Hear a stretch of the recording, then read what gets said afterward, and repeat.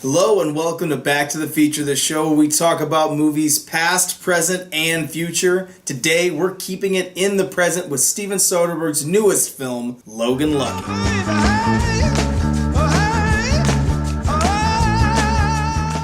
Logan Lucky is the story of some unlucky brothers who decide to rob a NASCAR speedway in North Carolina. It's a very straightforward movie in its plotting, and I think that in a way a very blockbuster sounding movie, but with all the trappings of an indie film. This one, as soon as I saw the trailers for, I was very interested in this film. I think definitely when you see Steven Soderbergh doing another heist movie, Adam Driver, and then just seeing the little bits of Daniel Craig in the trailer, I was like, this looks like this could at least be a fun ride to watch. So, John, what were your thoughts coming into Logan Lucky? Yeah, I mean, same thoughts as you. Steven Soderbergh, he's a good director.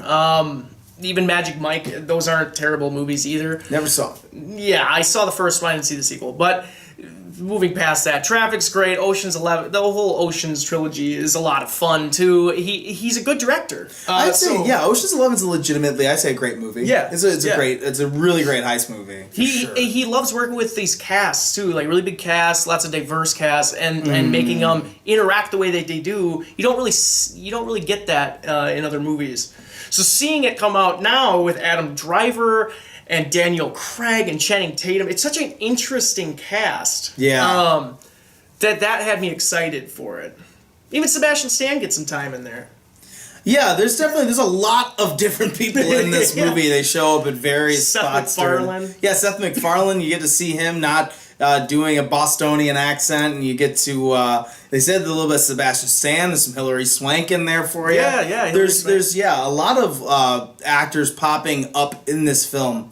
As far as the things that I really liked about Logan Lucky, it is shot beautifully, like everything that Soderbergh does. I mean, the cinematography in this film and just the way that it's shot, it really puts it a cut above, like the simplicity of the idea of its plot. Yeah, I think like its shot composition, like specifically, there's a lot of stuff going on in the direction. Like you saw in the trailer, Channing Tatum walks out of the trailer and like tosses his helmet. And like banks off that thing, goes in. The way the shot is filmed, or that shot is filmed, and just the interactions and like the extras and how everything just kind of flows in the movie. Definitely feels above par, or what you typically would get for movies. Mm-hmm. So it is directed exceptionally well, I found. Yeah, and I mean, really going hand in hand with that, we were just talking about how many actors are in this movie. There is just tons of great acting on display. I think Adam Driver really shines in this movie. He's fantastic. Channing Tatum is playing a more understated kind of Channing Tatum, I think, that we've seen. But I think that he does a decent enough job, but I really don't think he's given the most challenge. Someone who really, really impressed me, though, is Daniel Craig in this movie as Joe Bang, the incarcerated... I am incarcerated. Con that is going to help them blow into this thing. He's their demolitions expert. And man, is Daniel Craig looks like he's having fun, and we are also having fun watching Daniel Craig in this movie. It's definitely something a little different from him. What did you think, Jeff? Daniel Craig he's awesome in this film. He is straight up awesome. I'd love to see more of Joe Bang. Kind of character. Yeah, that character. Yeah, just he was electric. Just so much fun. So much fun on screen. And it was so fun seeing him doing something different. It is something outside of what we think of when we think of Daniel Craig.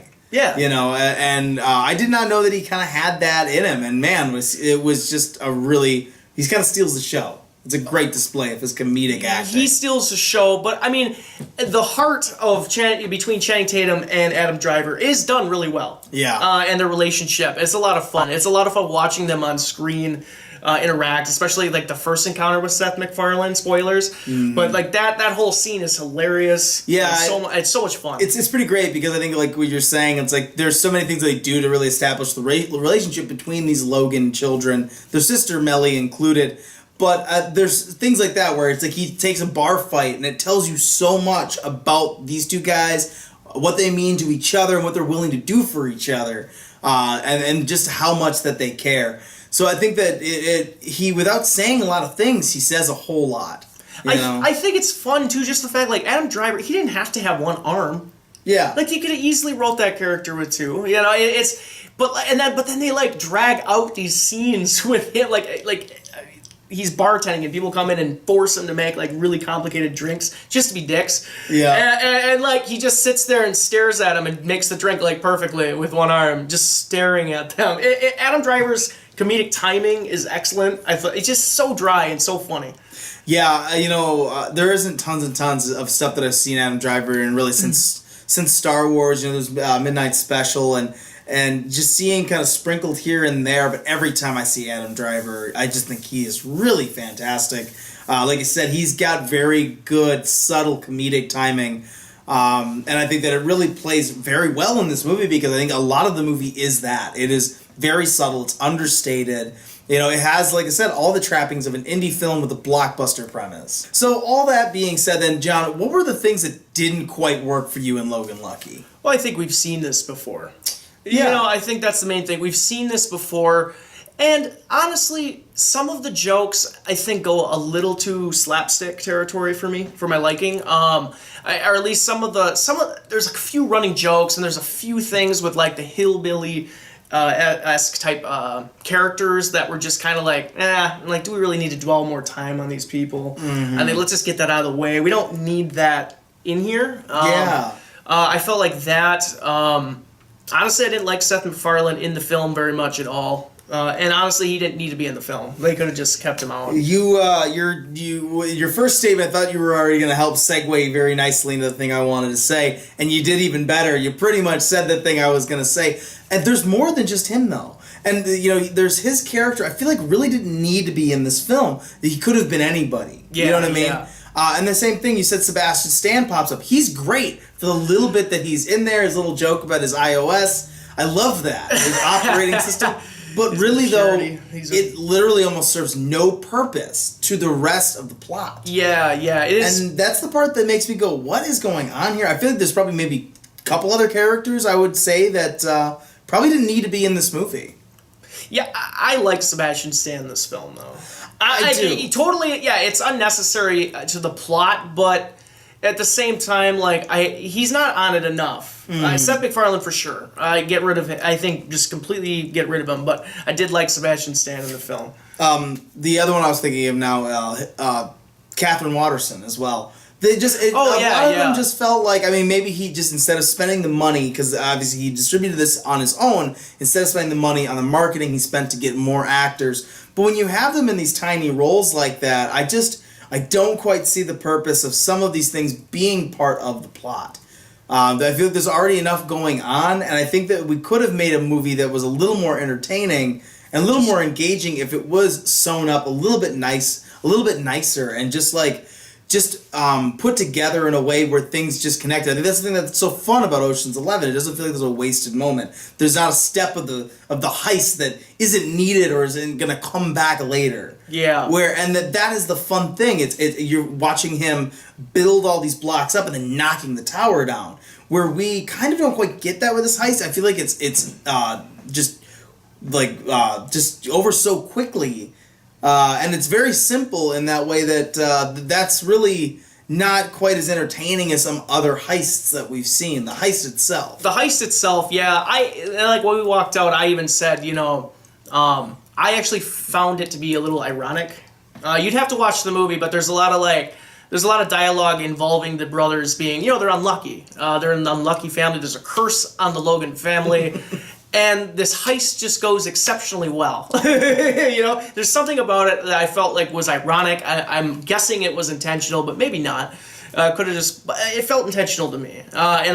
In that regard, I did enjoy the heist. But it's a different type. It's not the Ocean's 11. It's not like that. It's not like that full energy heist. It's a very different kind.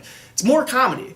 Mm-hmm, Ocean's 11 is hilarious. It's funny, but overall, it's pure heist film. Yeah, it's like a pure heist film, whereas this is more of like actual just comedy, you know, and slapstick comedy at times. And the heist is really just the plot. Yeah, I definitely think that's what he was going for. I still, like I said, it is hard not to feel like it was lacking something. So, all that being said, the positives and the negatives, John, what is your final summary and grade for Logan Lucky? Logan Lucky, it's a fun watch, guys. If you want to be entertained by a comedy for an hour and a half or 2 hours long, just go check this out. It's directed really well. It's got a great cast, and it is fun. So I give Logan Lucky a B. Yeah, Logan Lucky is a well-made, fun, original film by Steven Soderbergh. Definitely something that is very much in his wheelhouse as far as the films that you've seen from him before. I really like the way that it really straddles between being a blockbuster plot with all the trappings and the craft of an indie film. I think that this is a very, very fun and well-acted film, and I think that's the main draw is the actors, specifically Adam Driver and Daniel Craig. You'll definitely not regret watching this one in the theater or just giving it a rent. I'm going to give Logan Lucky a B-. So guys, that's been our review today of Logan Lucky. I hope you guys check this one out. Tell us down in the comments what you think of Logan Lucky, if you saw it, or tell us why you haven't gone and seen it yet. You can find us on Twitter at BacktoFeature, and you can find us on our Facebook at /BacktoFeature. I'm Giovanni Carlo. And I'm John Vanderloo. And we'll see you guys next time. They're gonna know what we want them to know.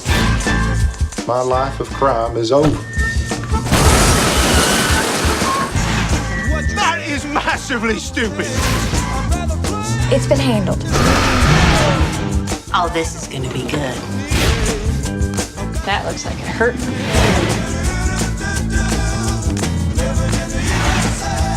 I want everything on Jimmy Logan.